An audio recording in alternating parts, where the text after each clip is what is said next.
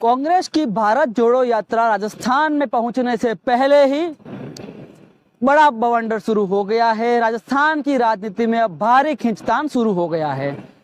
कारण है अशोक गहलोत, मुख्यमंत्री अशोक गहलोत ने एनडीटीवी को एक इंटरव्यू दिया है। गुरुवार को यह इंटरव्यू दिया, दोपहर 3 बजे ये टेलीकास्ट हुआ है। इस इंटरव्यू में पहली बार अशोक गहलोत और सचिन पायलट का जो मुद्दा चला आ रहा है, जो विवाद है, उस पर खुलकर बोले हैं। और बोले भी इस कदर है कि उन्होंने पूर्व उप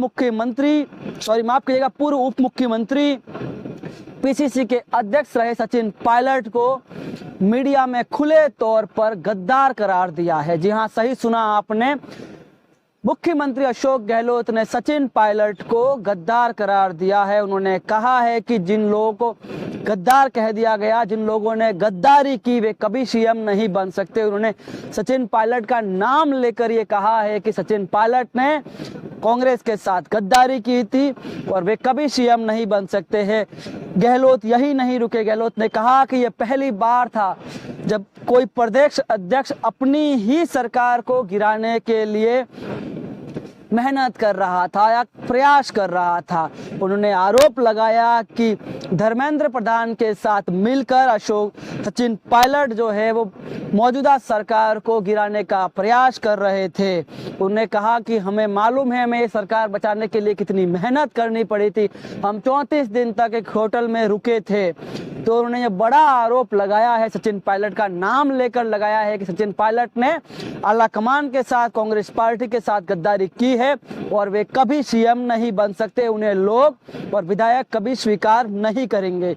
इतना ही नहीं, जिन जो कांग्रेस के विधायक थे, जो सेकंड टाइम जो यहाँ पे घटनाक्रम हुआ था, जब खड़गे और माकन राजस्थान आए थे और शांति धारीवाल के यहाँ बैठक हुई थी, उसे भी उन्होंने बागी करार नहीं दिया है। उन्होंने कहा कि वो जो लोग थे वो गद्दार के साथ नहीं थे, वो संगठन के साथ, कांग्रेस के साथ थे, इसलिए ऐसा किया गया। यानी कि पूरी तरह से अब ये राजनीति जो अशोक गहलोत और सचिन पायलट के बीच चल रही थी वो खुलकर सामने आ गई है और पहली बार सार्वजनिक मंच पर सचिन पायलट को अशोक गहलोत ने गद्दार करार दे दिया है।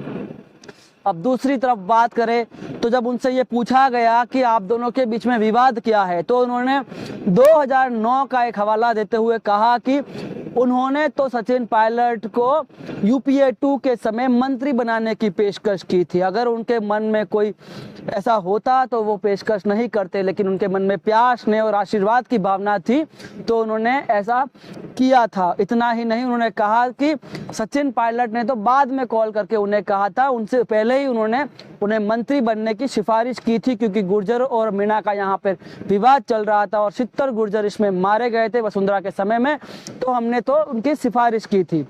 उनने कहा कि युवा है और उनकी सिफारिश की कि युवाओं को खुश होना चाहिए था, तो मेरे ऐसा कोई विवाद नहीं है और मुझे नहीं मालूम कि वो किस बात से खफा है, लेकिन उन्होंने ये बड़ा आरोप लगाया कि वे गद्दारी है, उन्होंने गद्दारी की कांग्रेस के साथ में, ऐसे में वे कभी सीएम नहीं बन सकते, राजस्थान की जनता उन्हें कभी स्वीकार नहीं करेगी।